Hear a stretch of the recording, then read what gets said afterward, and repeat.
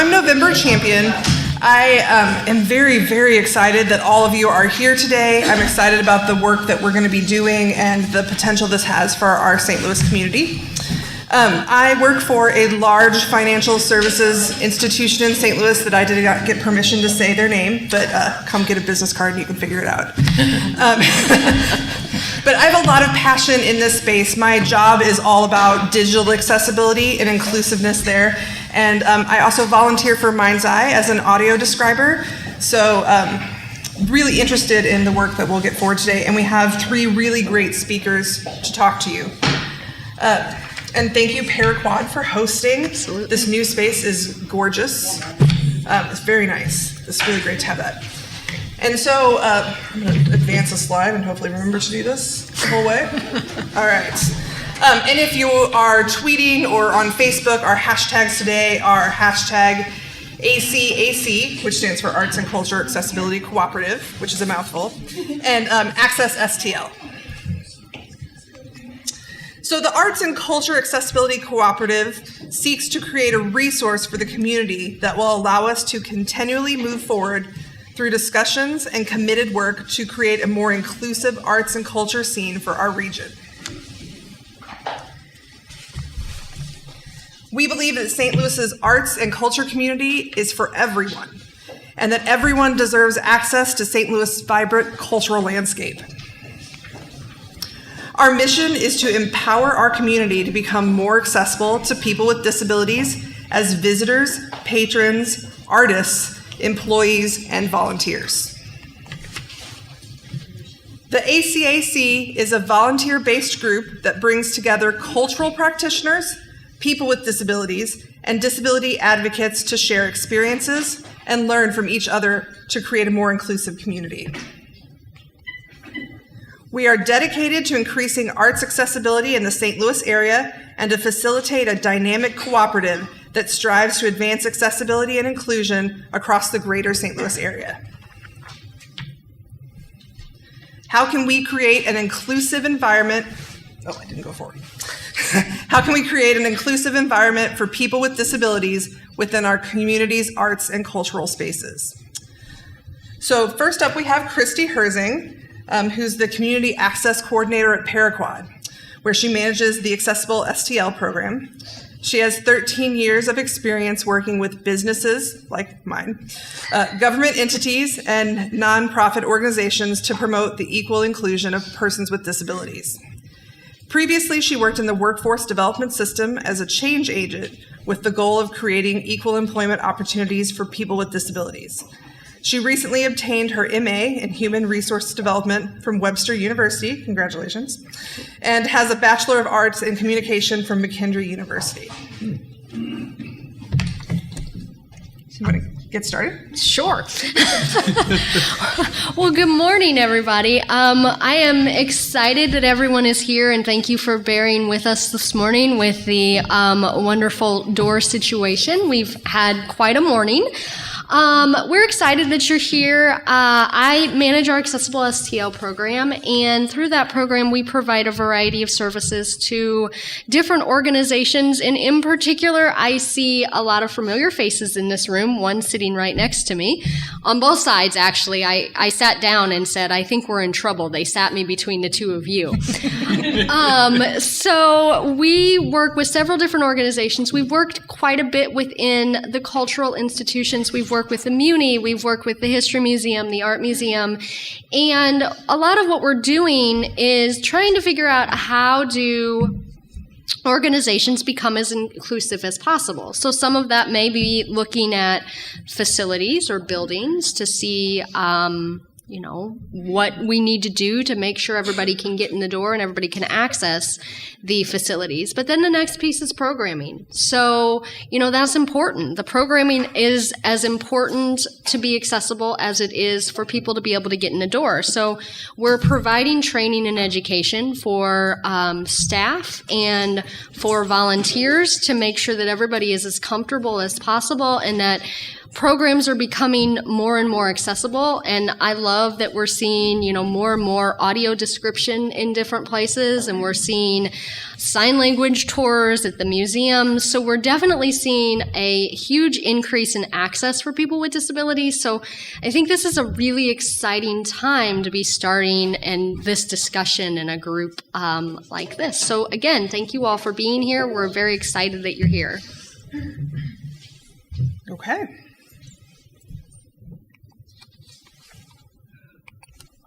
So Sean Smith, who's the Director of Operations for the Muny, America's oldest and largest outdoor musical theater.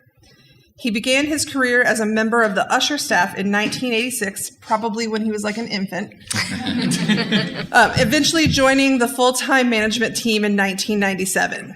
During his tenure with the theater, he has been involved in all facets of the operation, striving to ensure that the Muny continues its long-standing tradition of producing exceptional musical theater accessible to all. Thank you very much, and I'd like to also thank Rachel for inviting me over at MindsEye, inviting me to talk, and also Paraquad for hosting this. This is a really great facility, and with Steven and Christy up here, it's kind of like high school reunion because I've worked with them so much. So, as many of you have hopefully heard, the Muni will be celebrating a little birthday this coming summer. This season will be our 100th anniversary in Forest Park. As part of those activities, it's all that goes with it. There's galas, there's community birthday events, there's also a lot of long-range planning. And we've been working for the last 2 or 3 years with some theatrical consultants. We brought them in to come in and talk to us about how we get to the next step. And about 2 years ago, they had their first visit, and we gave them the full tour, the backstage tour. We let them see a couple of shows. We showed them how we produce, we rehearse. And at the end of their visit, they were getting ready to walk out the door, and I said, so what do you think? And they said, well, you shouldn't exist. And we wouldn't build this today. There's no one that would build this. And they said, however, you've made some connection with your audience. You have people that keep coming back. They're not only buying tickets, but they're subscribers. Their families are coming back, and you've instilled that tradition. And I start out by saying that because really when it comes to our audience, that's what our mission's all about. We want to make sure that theater is there for anyone who wants to enjoy it. And so, when we're talking about accessibility, it has a very specific context in today's meeting, but we're also looking at things that's kind of intertwined. Affordability, what shows we're performing on stage. So all those things kind of go into the mix in getting our audience out there. And we're very proud of the fact that after 99 years, over 55 million have come out and see a show, which is a pretty amazing feat, keeping in mind that we're only open 7 weeks a year. Of that, 10 million have come for free through free seats and community access programs. So that's something, that shows that, our philosophy is if you want to see a show, we're going to find a way to make that work. We think that's very important, and always have from day one. Over the last, say, 25 years or so, a lot of our efforts with accessibility have been focused on facility improvements, the patron experience. As you can imagine, a 100-year-old facility, we've been in the same location. It wasn't really built or designed with ADA in mind. So we've learned a lot of lessons along the way. There are a couple things that I wanted to kind of talk with, some lessons that we've learned. And in full disclosure, I did start many years ago. Some of you have probably already done the math. I was not an infant. I actually started my career as an usher, and I assisted patrons in wheelchairs up and down the hills. And then I was also involved in distributing tickets for community access. So I had sort of as we were going into some of these improvement projects over the years, I sort of had firsthand experience and knowledge, and kind of had a to-do list of things that I thought would help us. So the first thing is how do you start that process? You've got to come up with a plan. And we started with our patrons. That's what it was about. We started asking them questions. We do surveys every year. Now, I will forewarn you, for those of you getting into it, if you ask people's opinion, they're going to give it to you. And it may not always be what you want to hear. They will tell you things, and the things that frustrate you will really frustrate you. But we continue to do that, and we want them to know that their opinion matters. And so when we do that, we actually engage them. They become more patient as we make those changes. They're part of that process. And at the end, once you do make that change, they're very appreciative of it, and they become your advocate. And and you can't buy that kind of PR. And especially today with social media, all it takes is one comment out there, a positive thing you do, and that's great. We also work with. We've worked with consultants, advocacy groups. Paraquad and MindsEye are two of them that we've worked with over the years. I will tell you, there's a lot of good groups out there that you can work with that are committed to making you operate better.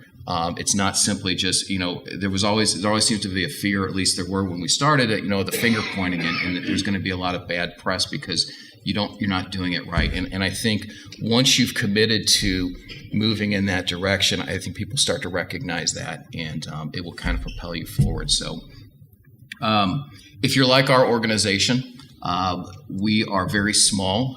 The last couple of years, our full-time staff has grown to 25. Back when we started these projects, we were only at 15. When you're doing that, for those of you that with maybe a small organization, you find yourself wearing many hats. There's not going to be a situation necessarily we're going to bring in someone who's just solely going to be doing accessibility.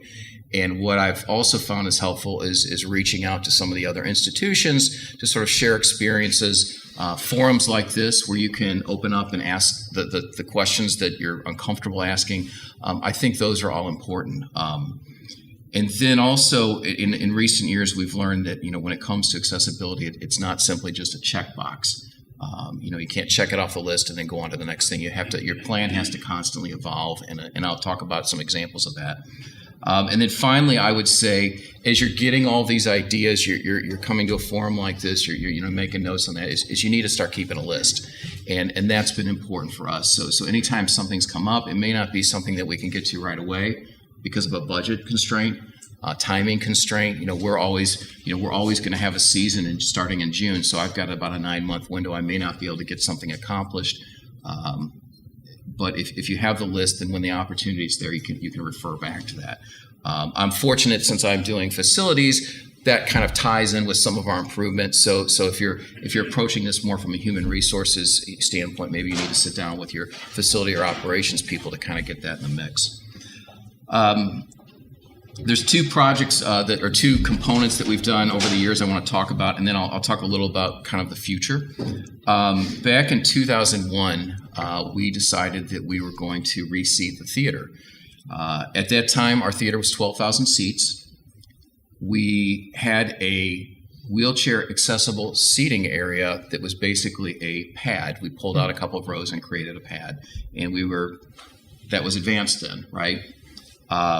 But we could, on any given night, seat maybe 10 to 12 standard size wheelchairs in those spaces. And, on most nights, if you had a guest with you, you could sit with him. On some nights, particularly Mondays and Fridays, you might only be able to sit nearby. Not exactly the most ideal situation. So as I was coming up through the ranks, eventually I was house manager, and I would be up there on Monday and Friday nights trying to sort out who was really in seat 2 and who was in seat 10.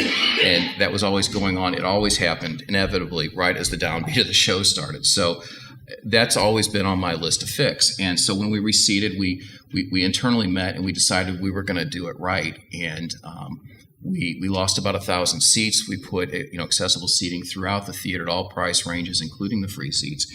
And we were convinced that we had done the right thing, but we didn't think anyone was going to use the seats. So it felt good, but it was like we're just putting empty seats out there. And what we found, couldn't have been farther from the truth. Those seats are actually filled now every night. Season ticket holders that are bringing their friends and families with them. And again, going back to that, advocates for your institution, they can't say enough nice things about us. So we were way wrong then. And I would say, it's actually been a positive impact on our business. A similar example in recent years, we have done a lot in terms of audio description. Now we've had audio description for quite a while. When it started, it wasn't something that we did. We actually had someone come to us, an individual who had this, he called it a crazy idea. And I didn't quite get it at the time, but he says, hey, it's not going to cost you a dime. I'm going to come out. I'm going to bring the equipment. I've got the volunteers. And we said, okay, let's try it. And about 2 or 3 years later, it came time to replace the equipment. And by that time, I had talked to a lot of the people using those services and recognized the importance of it. We bought the equipment then, and then we started bringing in the volunteers. So again, I'm going to talk about evolving now. Now, that was a similar situation to the wheelchair accessible seating, and that you can only pick that up certain parts of the theater. So in the last 2 to 3 years, my great sound crew found a way to broadcast that signal across the theater. So we can now, similarly, we expect to see the numbers on the use of that system grow as well. So that plan has to keep evolving. We're getting feedback from the people using the system. We're talking with other institutions and seeing kind of how they address those things and moving on to moving forward. So I mentioned those examples of how we focus on our patrons. Like I said, they're always our first priority. They're the reason we're there. But this is kind of where it gets interesting. So what's next? As I mentioned, we've been talking with a lot of theatrical consultants, and I can't give you all the details, but with our 100th, we are looking at some long-term capital improvements. And we're focusing on an area that we never really talk about, which is backstage. So, as I said, we were built over the period of 100 years, and I mentioned those things on my list. Well, there are a lot of things related to backstage that are going to have to happen. So here's a couple of things off the list.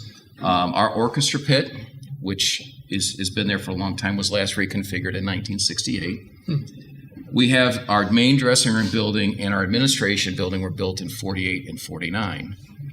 And then the stage equipment control rooms, those are the towers that are on either side of the stage, and the light bridge, which houses all those lights, those were installed back in 1939. So when you're looking at those kind of things, it's not functional for us in terms of how we want to build shows, but they're also not accessible. Now, certainly, we make reasonable accommodations to the best of our ability. If there's ways for us to get people into control rooms if that were to come up. But when you talk to our musicians, they talk about climbing into the orchestra pit. So climbing and accessibility don't exactly play well with each other. So needless to say, we have some work to do. So in the future, what you're going to hear about in the spring is we're looking at a long-term overhaul of what's going on backstage. Certainly, it's to allow us to produce better, but accessibility has been woven into that, and will kind of be our charge going forward. And then the last story I want to share with you is related to that design work. So we've been in this design work for 2 years, and typically when those meetings happen, as I said, I run those projects, so I'm usually the one raising my hand and saying, well, that's not going to work. We need to change something about that. So we're sitting in a meeting and with the theatrical engineers and consultant, and we're talking about the orchestra pit. And they came up with a solution that we're looking at some automation things. And they came up with a solution which was great, but it was going to restrict access. And this is my cue, right? This is where I'm going to raise my hand and say, wait. And my production manager says, that won't work. And I looked at her, she goes, that's not accessible. And I think I realized at that moment the importance of what I would call internal advocacy. So while you're here as an individual representing your organization, I guess over the years I've been talking and it's rubbed off. and I'm not saying we're perfect and that our whole organization thinks like that, but it was interesting that someone else in the organization was thinking in those terms. And it's starting to become more of a company-wide thing, and I think that's a great goal for everyone. Accessibility is not necessarily the a la carte solution that when we started this process it used to be. So, I just want to wrap up and say, obviously, 100 years is a big deal. We're an 11,000 seat outdoor amphitheater that produces musicals. We're the last of our kind. So we're certainly we've faced a lot of challenges over the years, and I'm sure there'll be many more. I'm very thankful for groups like this, and the collective of patrons, partners, and staff who've kind of come together to make sure that we truly are moving in an accessible direction. And I hope you come out and visit this summer. So thank you.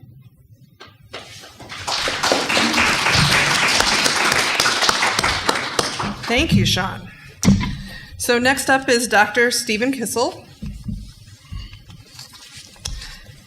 Dr. Steven Kissel is a totally blind resident of Collinsville, Illinois. In May 2017, he completed his PhD. What is with the education up on this panel? Congratulations. PhD in American History at St. Louis University, where he served 3 years as an adjunct history instructor. Since March 2009, he has worked at the St. Louis Lighthouse for the Blind as an accessibility consultant for local museums and cultural venues, helping to increase their accessibility for blind or visually impaired visitors. Notable collaborations include the fabulous Fox Theater, Lohmeyer Sculpture Park, and the James S. Donald Planetarium. McDonald. Did I say that right? McDonald, yes. I just think of it as the planetarium. And then the Science Museum, even though they're connected. You just say the planetarium. All right. And the Gateway Arch. Very excited about seeing the new Arch exhibit, too. So thank you. Yeah, thank you, and thank you, Paraquad, again for having us today, and for MindsEye for all the work in putting together this panel. And just for Christy's benefits, as this was not in my bio, I want her to know that McKendree is very well represented on today's panel, because I actually earned my Bachelor of Arts in History degree from there back in 2009. But enough about that. Back more to the point. Back in the spring of 2009, right when I was getting ready to graduate from McKendree, John Thompson and Angie York from the Lighthouse came to me with a proposition for a new position they were creating called the Blind Community Enrichment Associate.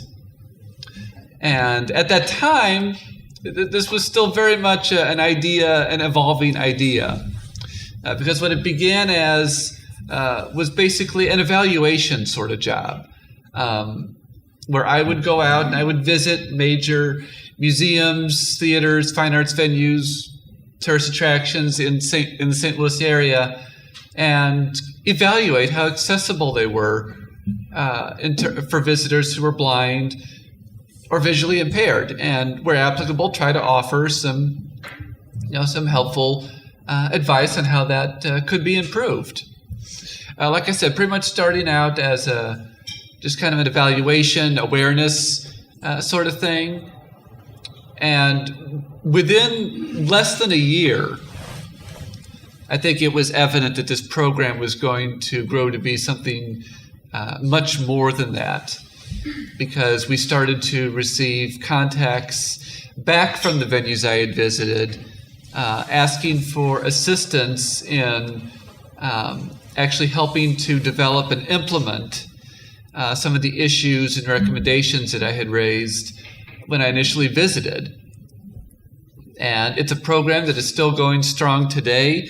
It's a program that has led to partnerships and collaborations with probably close to a dozen different venues in the St. Louis area, one of whom is sitting directly to my left. And it really has allowed me to work with some really incredible people who really want to make their facility and their attractions as open and inclusive as possible for visitors. And I guess my goal in this position, for the most part, has generally been twofold. Number one is to help stimulate awareness and interest out there at these cultural venues about issues of universal design, about issues of disability accessibility. And then the second goal has always been to encourage local residents who are blind or who have low vision to get out and explore these really rich, these really wonderful cultural venues that our city has to offer. And that has led to some incredibly innovative approaches to making these kinds of facilities accessible. Innovations that innovations beyond what I could have imagined, making fields accessible that might otherwise be thought of as very visual. And I'll give you a few examples. 2010, we kind of had our first couple of major milestone projects, one of which with Laumeier Sculpture Park, and the other was with the Missouri Botanical Gardens, both of whom, I might add, already had accommodations in place. What I basically did was help to tweak them to see if we could build a better mousetrap here. Laumeier Sculpture Park had already started a system of developing miniature bronze maquettes for their featured sculptures, which were basically tactile miniatures of some of their featured sculptures, both of which came with a braille and a large print nameplate that kind of identified and explained the piece of art, so that somebody who's blind or who has low vision could examine exactly what that piece of art looks like without running the risk of wearing out or damaging the existing work of art. And in many cases, these sculptures are absolutely huge, and so this actually allows you to get the full picture literally at your fingertips. And we did some tweaks with them on the proper display and whatnot, and trying to find the right kind of pedestal so that it wasn't physically awkward to try to access the nameplates, things like that.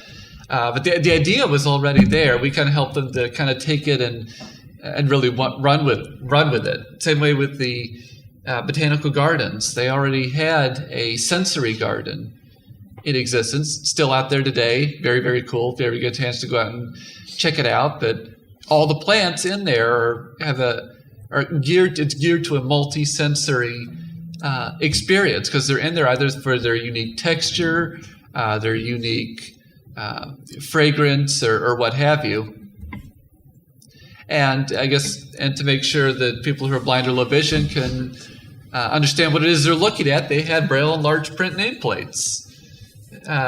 Whatever manufacturer they were using initially wasn't that skilled at producing braille. It really wasn't legible, so we kind of helped them to find a better vendor. But just simple tweaks like that for two programs that were already alive and very promising. A couple years down the road, in 2013, we started to get a bit more ambitious, succeeding in helping venues to start programs and accommodations that previously didn't exist. 2013, we had two notable milestones, one at the fabulous Fox Theater and one at the Planetarium. Fox Theater, up until this point, really had no descriptive audio service, but the facilities manager there at the time was very, very, very open to pursuing this idea, and so using the Muny and the ST Rep as models, we managed to help them to develop their own in-house descriptive audio system. Help them to find some good equipment, purchase the equipment, find the volunteers, train the volunteers, and what started as kind of took us a while to get it going, but once word got out and once interest started building, just like with the Muni, we started out with maybe you get one or two requests per descriptive audio night, and now we've got it to the point where last Thursday we had an entire group of 40 plus people from the Missouri School for the Blind coming in to experience a described performance of The King and I. It's just really impressive how that has grown. And descriptive audio, obviously, that's something that I've seen. It's something that I've seen become a lot more popular in the past 10 years. It becomes a lot more commonplace. And I think just because of people becoming more aware of it, or what, but you start to see that more commonplace, whether that's on commercially released DVDs, whether that's in the movie theaters, whether that's at places like the Muni or the Fox. And it's just really, really enriching for somebody that has little to no sight. For me, growing up as somebody that loved movies, loved musicals, I feel like I could enjoy those again, because you get the added visuals. You could follow it better. You could appreciate the production and the design so much more richly with that added description. Theater, that's a pretty basic fix as far as accessibility goes. Okay, descriptive audio. Okay, excellent. Let's tweak the backstage tour. Okay, great. Not all the venues I've worked with have been that straightforward. Planetarium was definitely a bit of a challenge. How do you make something that is as visual as astronomy? How do you make that accessible? And this is where some real creativity has needed to come into play. And fortunately for us, about the time we got in touch with the planetarium, one of their interns, who is now the facilities director, had actually drafted a proposal for adapting one of their star shows for people who are blind or low vision. And we thought, great, this would be an excellent sandbox project to kind of play with and see what we could actually do to make this very visual field accessible. And they pulled out every tool in the toolbox. Everything from making plush, I'll call them stuffed animals for lack of a better word. Plush stuffed animals of stars at different stages of their lives that they could heat up to different temperatures to kind of explain the size difference, the temperature difference.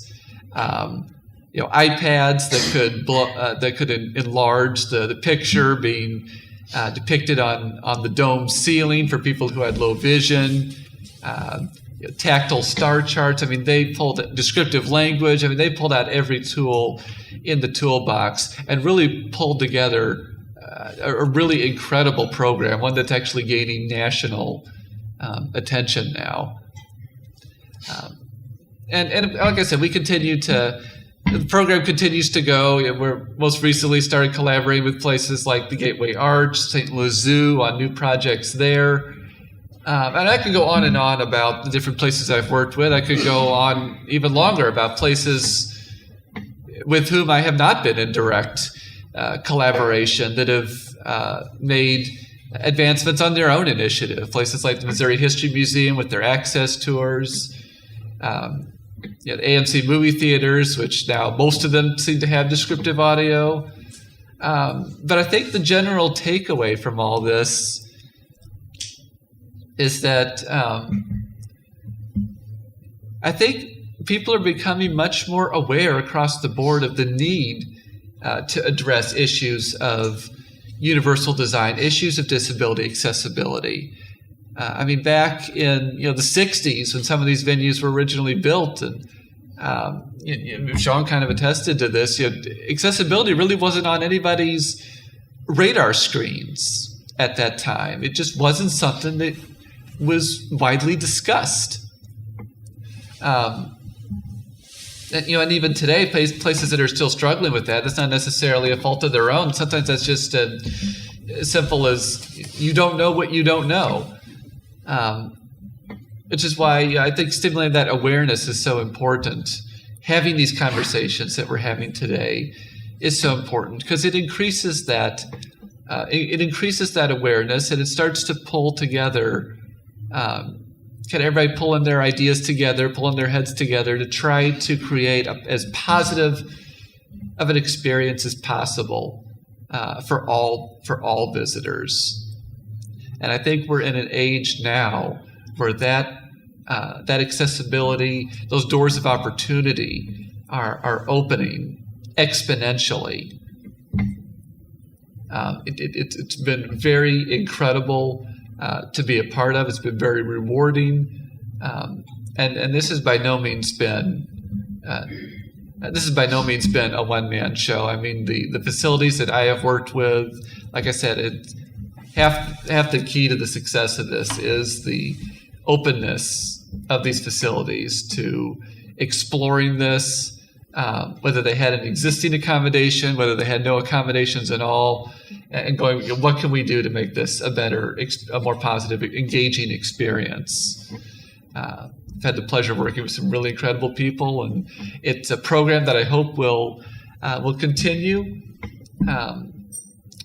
And I think the fact that all of you are here today is a testament to that. You're here because you want to continue that initiative. You want the visitor experience to be as inclusive, as engaging as possible at your facility. And one thing I would just strongly encourage you to remember is blindness isn't necessarily a barrier to exploring your field. It just might require a bit of creativity. I've got business cards here, as do I think most of us on the panel, if you want to get those from us today. I'm still here if you have any questions, and best of luck to you guys. Thanks for having me today.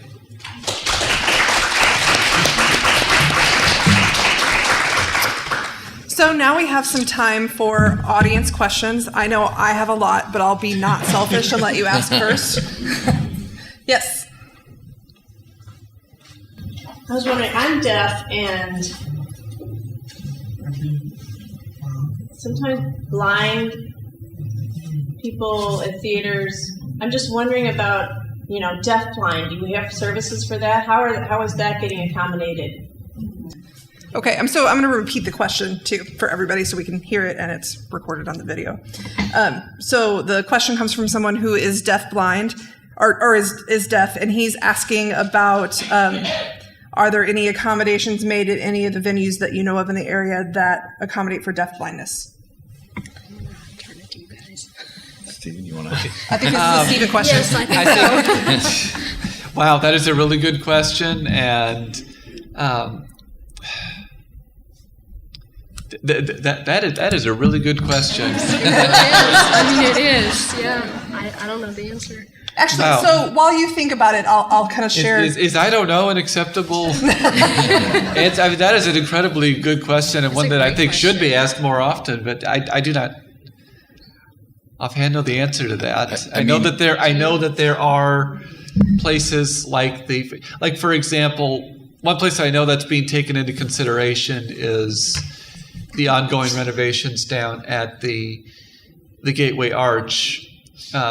Past 2-3+ years, they've actually pulled together a group that they call their Universal Design Group, which is quite a large group, and it pulls together people that can vouch for different kinds of disabilities, be that blindness, deafness, people who have some form of autism, people who use wheelchairs, as wide a spectrum as we can.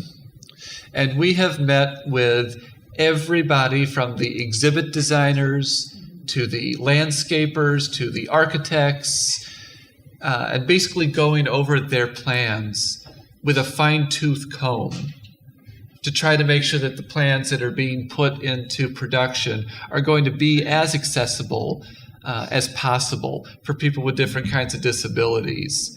And I think that is one advantage to having that sort of group that sort of group at your disposal for consultation, is because, for example, I may know about ways that you can make a facility more accessible with somebody who is blind or who has low vision.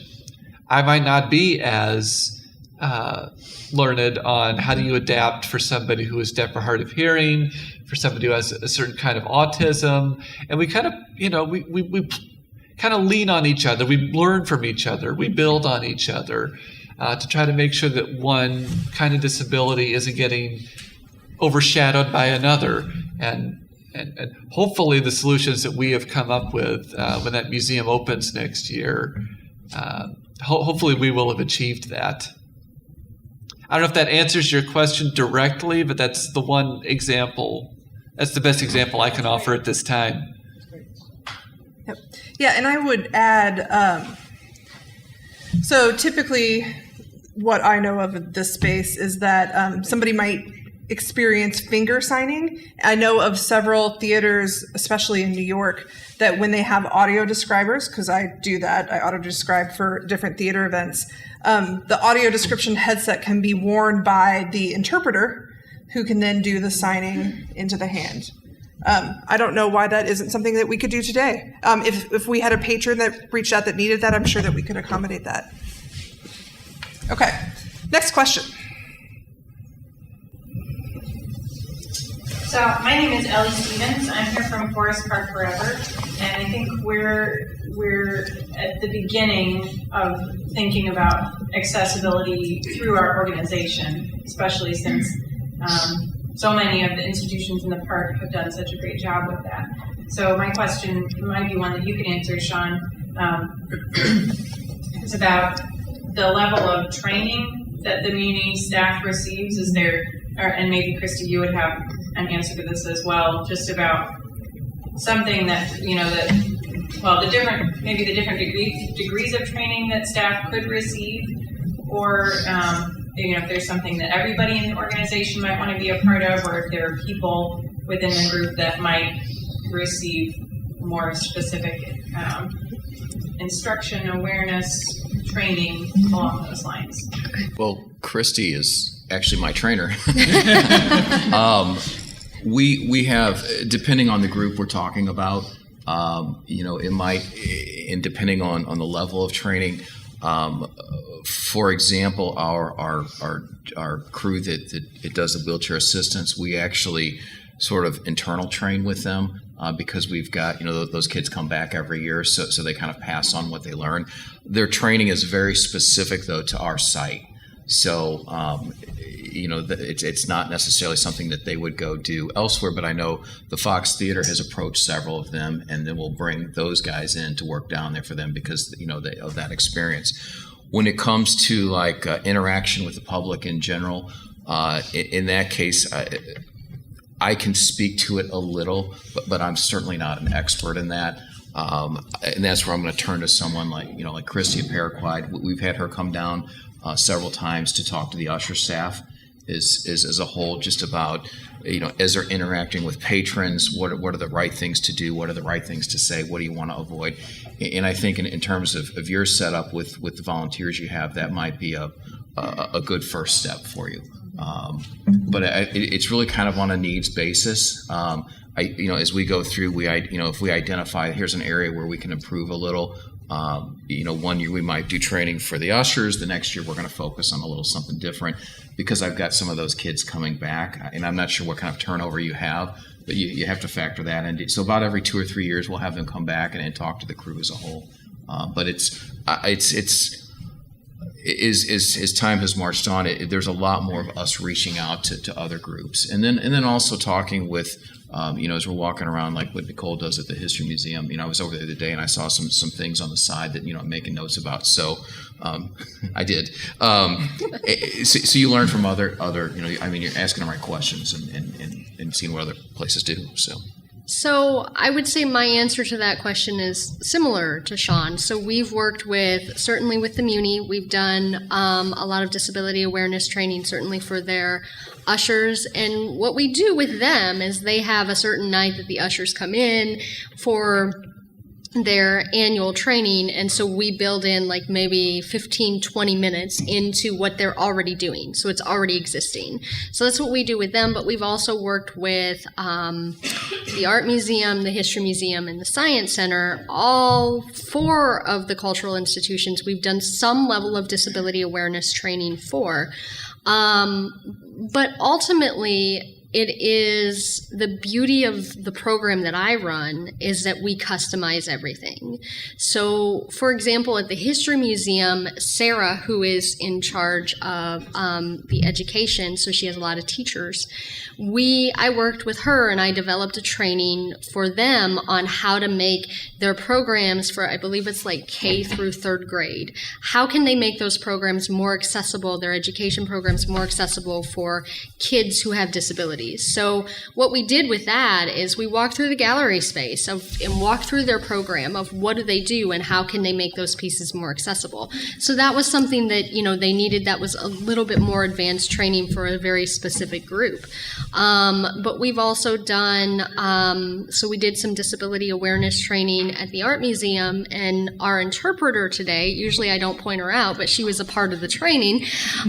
So one of the sort of specialized trainings that we did at the Art Museum when they were getting ready to start their sign language tours, she and I did training with the volunteers, the docents who would be in charge of those tours. And so we did the basic disability awareness, but we also added quite a few pieces on interacting with people who are deaf, as well as interacting with a sign language interpreter, because many of them had not had that experience before. So we wanted them to have the experience of seeing, when someone is presenting and someone is signing, what does that look like? And it was kind of interesting because when we did the training, I'm used to talking to people who are deaf using a sign language interpreter, and yet when I was presenting, Kay was standing next to me and she was signing, and it caught me off guard for a minute. And I went, wait a minute, what's going on beside me? Like in my head. I didn't verbalize it, but in my head, I was like, what's going on, And so after we got out of the training, I was, telling Kay what had happened. And she's like, you need to add that into the next 2 trainings. She's like, because that's what they're going to experience. So we added those pieces in, and, we've heard back from them, thank you for giving me that heads up. I knew what to expect then, and it made it easier. So, we're doing a lot of different things. So I would definitely welcome a conversation of like how we might be able to help with your, starting out process of what makes the most sense for all staff, I would say, or volunteers. I would definitely agree with Sean that the disability awareness piece is the place to start, but then the other piece is addressing, if there are issues of concern, if there are things that have happened, or anything like that, we can build those into the disability awareness trainings, because what we've done is with all of the institutions, and Nicole may be able to speak to this, I know Sean can, but what we've done is we then customize that disability awareness training to what your staff do and what scenarios they may experience when working with someone with a disability, to try to make it as relevant to your staff as possible. And I think it tends to be very important, because that's where we get the most benefit out of any kind of training. Thanks. Mm-hmm. Yes.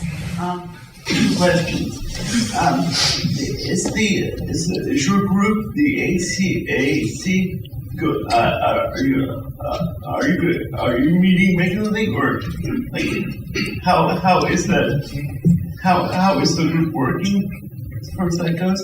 And then my second question is, and I know Christy has experience with this, but just across disability history, people with disabilities have impacted the arts, right? As artists. So how much of that is built into your disability awareness trainings and like theater for the Muni? Like, there are a lot of singers and a lot of theatrical folks with disabilities who have impacted disability. I wonder how much of that is brought into the cultural aspect of disability history and your institutions, or for Dr. Kissel, how much do you talk about that when you go into an organization, especially as a historian? I'm just curious.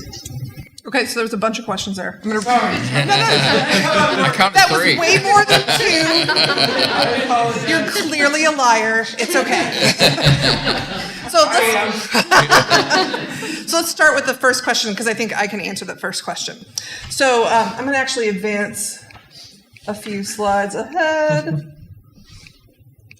There. So this is the inaugural meeting of the ACAC. Cool. So consider yourself part of the ground floor. And if you're interested in being involved in this work among just attending, please email Rachel. Her email address is up there, rachelmelton@mindseyeradio.org. So this is just the beginning. We're really excited about it. I hope that you want to be involved. So the next couple of questions were about artist involvement, which is great. That's a really great question. Okay. I'll jump in a little, and then you want to finish. Sure. Okay. Excellent question. As I talked about, and I admitted openly, because safe space is our backstage isn't really the best environment. So I think, number one, we have to have the space available for that. Now, we can certainly make reasonable accommodations. In terms of the great singers, there are a lot of great singers out there, and there's the simple answer, which is going to seem a little flippant. I'm going to say you have to audition. But the bigger question is when you're looking at all of the employees that work for the Muni. So we're 25 people year round. In the peak of our summer, there's 800 employees. Those employees, while they're directly hired by the Muni, they come through a variety. The audition process actually brings in the cast and chorus, but like our stagehands, our painters, they all come in through trade unions. So when we're talking about how do we make that culture more accessible, how are you in that mindset, I can't necessarily go out and just hire stagehands directly, but what we can do and what we have do is we've started having the conversations as we're sitting down with these bargaining agreements saying, hey, here's some things that are really important to us. We would like to see that just diversity in general start to work its way into the mix there. When it comes to casting specifically, my casting director is very interesting person. She's great, fantastic. But when she's casting, and we've had a lot of long conversations about this, when she's casting, our rehearsal period is only 10 days, which is not the normal 2 to 3 months that most Broadway shows. So a lot of times when they're going out and looking for people to fill these roles, even if it's something as simple as a singer, they're looking for people that might have experience. So and now I'm not trying to plug the shows this summer, but something like Jersey Boys, come get a ticket. Well, that happened. Something like Jersey Boys, where we thank you, where we've never done that show before, and we're going to be the first regional theater to produce that show. So we're going to go out. We're still going to do auditions, but we're going to have specific people in mind to do that because of that short window. So some of that factors into those decisions as well. So I think to kind of get back to your question, I think we have to keep talking internally to make sure that when we're making those decisions that's part of the process. Several years ago, we had a wonderful lady, a jazz singer named Wesla Whitfield. She came out and played Bloody Mary, and my props department crafted a special wheelchair so that it was part of the scene, and she's an amazing voice. So if there's opportunities like that it makes sense, we're certainly going to take advantage of that. So, but again, it's not just simple as saying yes, you're a good singer. There's a process there we have to go through, but it's making sure everyone in that process is aware. So. Okay, so I think do you have something to add to that, Steven, about artists? Sean, I articulated that, I think, extremely well. Right. I have nothing I can add to that. So then the last part of the question, I think, is Christy and Sean, and maybe even Steven. How are you advocating for people with disabilities being included as artists in the training? Yes. As part of the cultural impact of our history, how are we recognizing artists with disabilities and their impact? Yeah, that's good. Okay, I'd forgotten that piece, but so how are we recognizing artists with disabilities as a part of this work? So I think that we've done some of that. We weave it in slightly. I mean, a lot of our focus right now, at least in the immediate, is just sort of getting the volunteers and the docents sort of at that piece of disability awareness. What do you need to do? What do you have to do to feel most comfortable? So we haven't done a ton of that weaving in. Now, I will say when we did the training at the History Museum, there were the customized training that we did add in some pieces on that disability history piece because it was such a customizable piece that we were able to do that. But in the initial stages of sort of doing that disability awareness, we haven't necessarily woven those pieces in just because we're not at that customizable point. But I do think that it is very much something that needs to be having the discussion, that it's not just our focus for the most part has been in on the people who are coming in, right? It's not always been on, like Sean now is focusing on the behind the scenes, the backstage, to make sure that, they're accessible for artists and for singers. But I think that that's sort of our next step with some of our cultural institutions, is sort of having that discussion that is more than just the patrons or visitors, whatever your language is. Everybody's is a little bit different. More than just the people coming in the door, that it is people who have disabilities that are very much a part of that culture. And I do think that it needs to be added in, but it has not been sort of woven in nearly as much at this point, because we're still very much at the beginning stages. And I guess just to follow that up, when you think about the Muni, what it does behind the scenes, there are many people who are St. Louisans from day one and still don't realize that we produce things. They think these shows coming off the trucks. So when you talk about singling someone out of a backstage, our employees back there aren't wired that way. Now, if there's an opportunity to highlight, or especially, I think for our part, I don't know that we would do that. It would be something maybe we would partner with another group to say, here's a spotlight on someone who's involved. So I think there has to be some sort of collaboration, because just us alone, our focus is always, here's the production. A lot of times we don't like to focus on what's going behind the scenes, because we don't want you to see it. It's a little more chaotic than we'd like to admit. So I think certainly that's not something that we have done to this point. But I think if it's a great a great comment, and we would work with someone and when that time came up.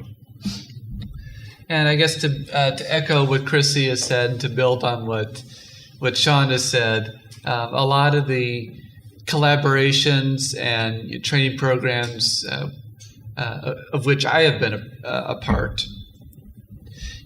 Again, as Christy said, we've been primarily focusing on the visitor experience. What can we do to get from point A to point B to make sure that this venue is giving the visitor the most out of their experience, make sure they can come and have an inclusive, engaging, comfortable experience, so focusing more on the accommodations of the visitor as opposed to, but I'd say in some ways we are indirectly highlighting, maybe not so much people who've done it in the past, but certainly the potential for people who could do it in the future. And I think that's the beauty of universal design woven into an attraction, an exhibit, what have you. Because even for somebody who is somebody who may or may not have a disability, if they're going through this and they see a specific part of the display, maybe that's a tactile model or a tactile relief with a large print or braille label. Maybe it is an actor on the stage who is in a wheelchair. Whether it's the signers for the deaf at the productions, I think just having those accommodations woven into the display in such a way that people become more aware of it. Even the accommodations I talked about at the planetarium, the possibility that yes, it is possible for somebody who is blind, somebody who is deaf, somebody who has autism, who uses a wheelchair. It is possible for that person to even consider the possibility of a career in this field. So I think indirectly, we are promoting the possibility of that increasing in the future. And as Chrissy and Shana both said, I think that opens doors for even further discussion on what can be done behind the scenes. Thank you. Next question. I mean, if you don't have questions, you get stuck listening to my questions. Okay. We have at Stray Dog Theater, I'm Gary Bell from Stray Dog Theater. We do have a number of accessible options. We have an old church that was renovated, and they did what we call the fortunate/unfortunate upgrade. The fortunate part of the upgrade is that they did have an accessible lift to get folks into the building. And as you all know, these old buildings are really tough sometimes to get into. It's very old, but it works. We have use MindsEye. We've joined that group to come, and every Friday we have accessible for the hard of hearing group from SIUE. Their graduate class comes to practice for the folks who are having a time hearing. We would like to have more folks attend those events. How do we reach out to folks to let them know that we have these opportunities available to them? Are there places we can, like email groups or some form of marketing that we can do to tell folks that we have these opportunities for them? Yeah, that actually was my question, so you stole it. Who wants to go first on that one? Because we probably all have comments we can make on that one. Yeah, and both Steven and temporarily blanking on your name. Sean? No, not Christy. Sean. Yeah, sorry. I was like, it starts with an S, and I've only had one cup of coffee. I've been called worse. You mentioned in yours that you weren't actually expecting to fill the wheelchair space that you had built, and people came. Like, how do we get people to consume the accessible services once we've created them? Okay. I'll jump in. We have a little bit of an advantage. We're a large theater, right? 11,000 seats. So one of the things we have in our favor is our community access program, where we donate tickets to various organizations. So some of your key targets are in that group, and that helps us get that word out. I know that I've done some promotions with MindsEye. Jason Frazier's had me on the radio, so made that connection. I've come over and talked with Christy and some people. So I think you have to. There's definitely a word of mouth concept that builds. Getting social media has been big for us, advertising. So when we, as we explore these new things, we've been pushing that a lot. That seems to be a great way to communicate. And it doesn't happen all at once. So, I 33 years, I've seen the extremes. When we started, and I was a scrawny little kid pushing chairs up and down the hill. There were two of us that did that, and we assisted maybe 10 to 12 people in a night. And, once we finally expanded, by the time, now I've got 6 kids that do this and probably 10 kids on the way out, with 50 to 60 people we're assisting a night. So, but you look at that, and that looks like a huge success, but that's over 30 years too. And I think you have to, as you're making those changes, I think you're doing the right things by looking at those, and we've had the fortunate, unfortunate renovations as well. But I think you're putting those pieces in place, and you just have to kind of slowly grow that and keep people coming back, and because we're now it's repeat customers, and I think that's key. Is it can't happen all at one time, no matter how. You could have all the money in the world overhaul. You're going to have to build up, just like you would for a show. You're going to have to build up that audience, and I think that's key. So. And similar to that, as far as how to get people to come to this, I think networking is huge.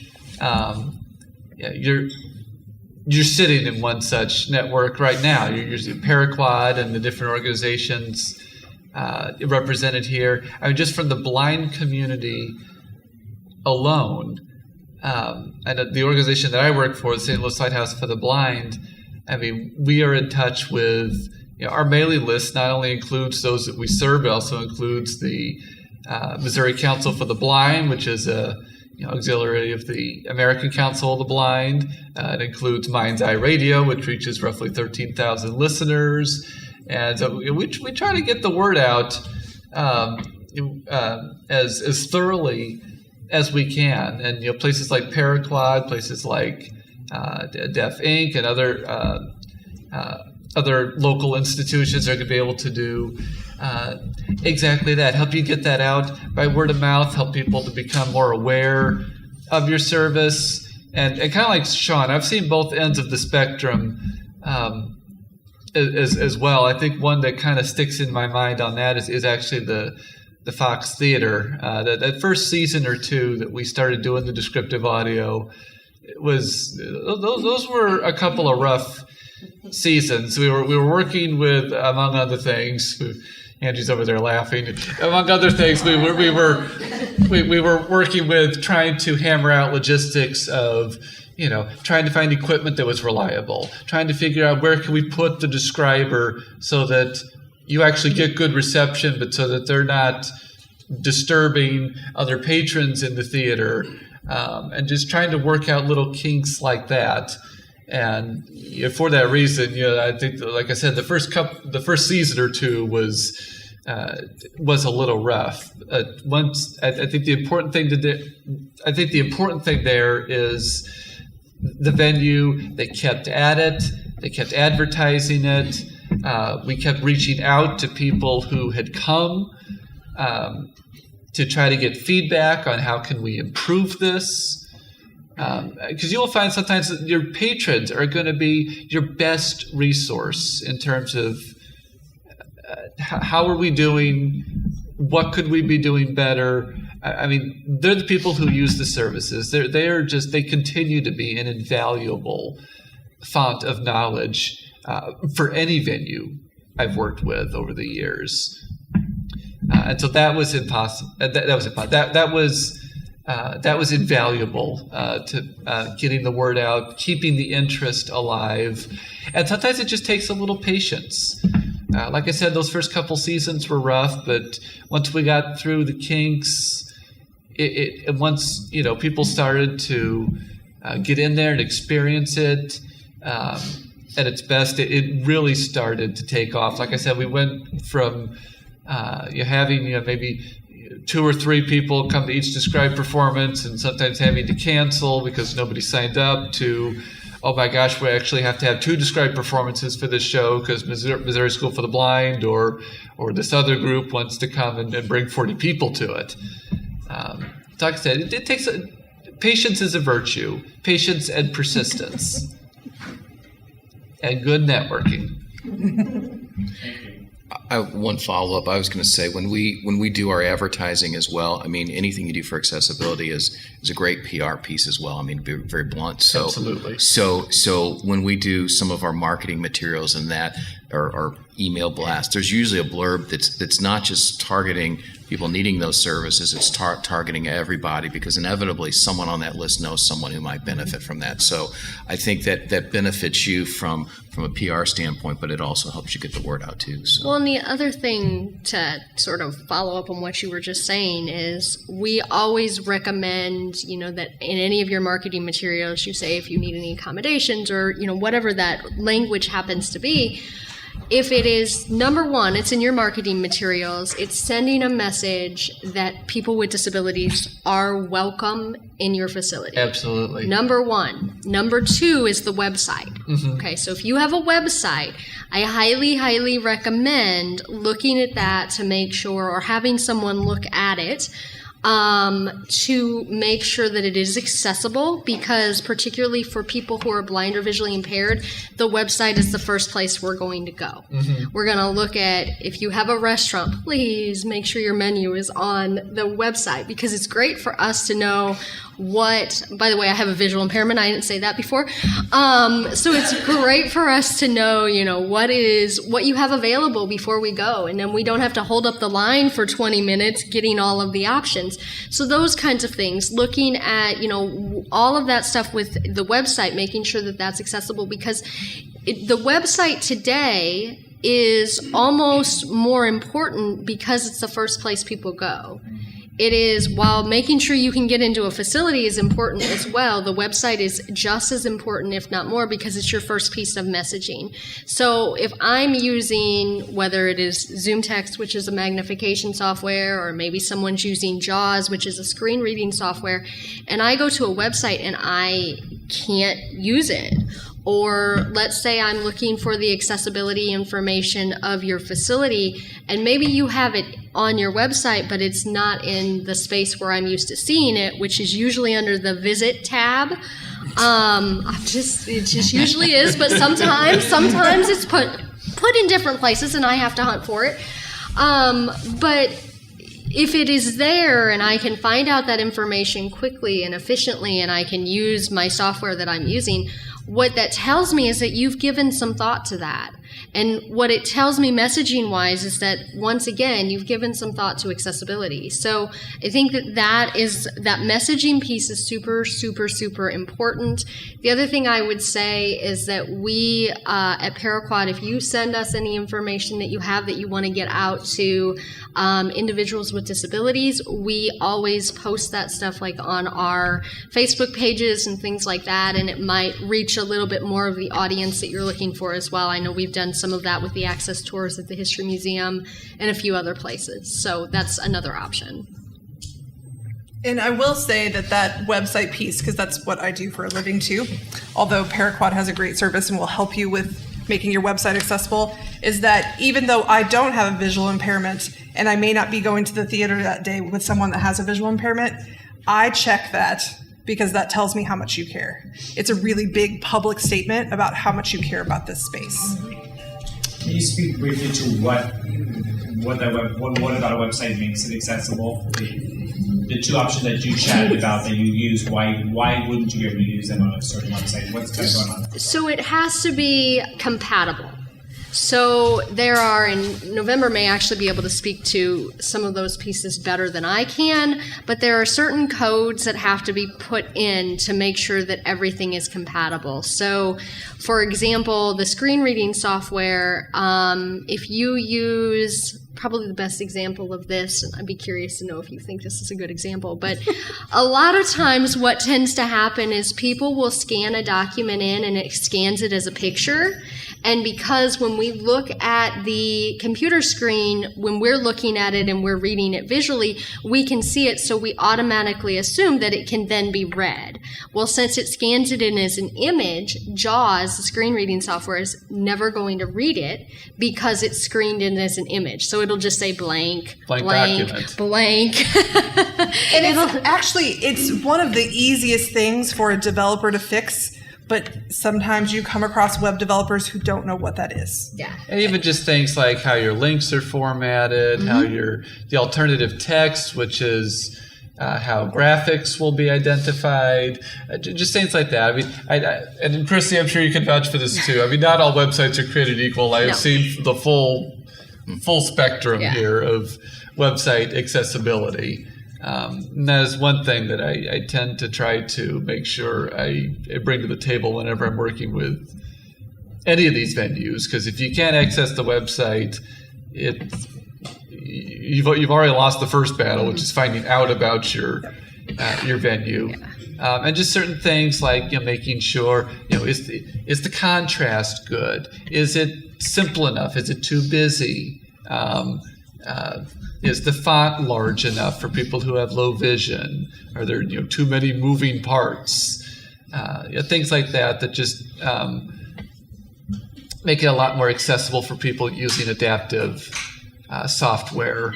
And again, that goes into computer programming, the computer programming end of things more so than it does the content, although that's important too.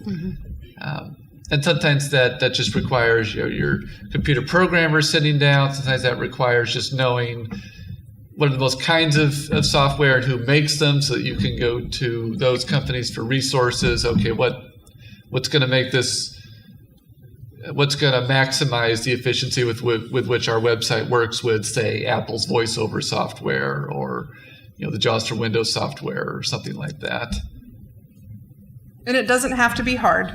No.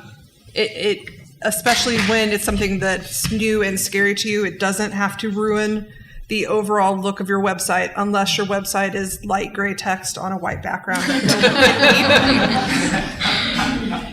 And I see that every day. Yeah. But it generally, I've been doing this work for a decade. It doesn't make your site uglier. It makes it user-friendly for everybody. You tend to have an uptick just because the things that we do to make things accessible work better for everyone. Okay. So we have 5 minutes, so Lori gets our last question. Oh, thanks. Hi, Lori Becker, Startup Disability Institute. As a former performer and singer, I just want to say thank you so much for all of the work that you guys are doing. I'm very excited to see this participation and this effort coming together. And as a person with low vision, I am a consumer of audio descriptive services, and as my vision continues to decrease, I just appreciate it more and more and how much it enriches my, every theatrical experience. So thank you so much. Now, having said that, I will give you a little bit of a break because I know now that this is your inaugural meeting, but I wanted to know if you could talk briefly about kind of the strategic priorities of the collaborative and kind of what you see as the kind of the priority objectives. What do you guys see as like, this is the biggest need we need to fill right now? Is it market demand? Is it, institutional, inclusiveness? Can you talk to that a little bit? So I could, but I think Rachel would be better suited to talk about the priorities. This is Rachel Melton from MindsEye. Good morning. So yes, this is the I don't have experience with mic work, so this is very much just the beginning. The goal for the next year is to have 3 more of these forums to discuss different obstacles and interests for the entire St. Louis region. So we're going to move forward by what you want.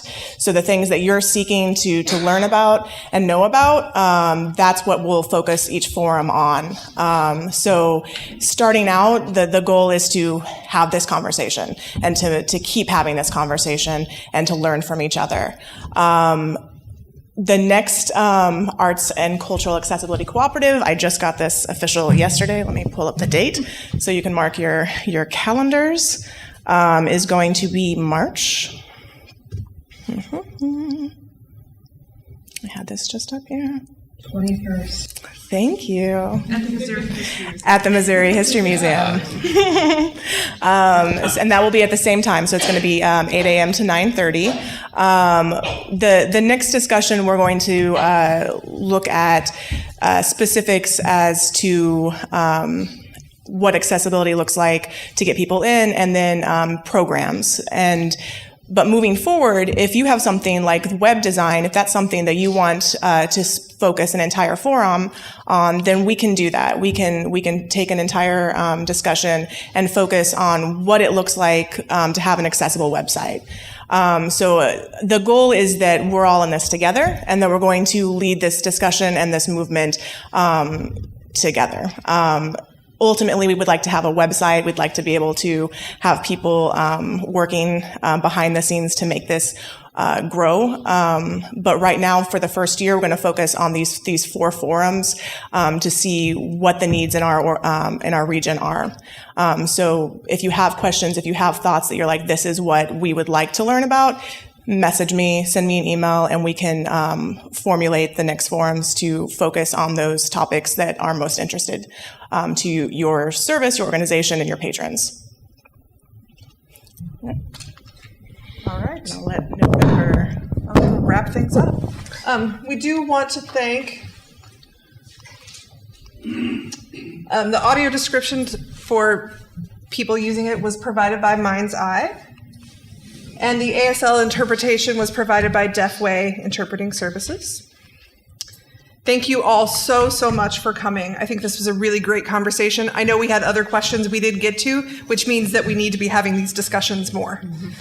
So I hope to see you in March. Thank you so much.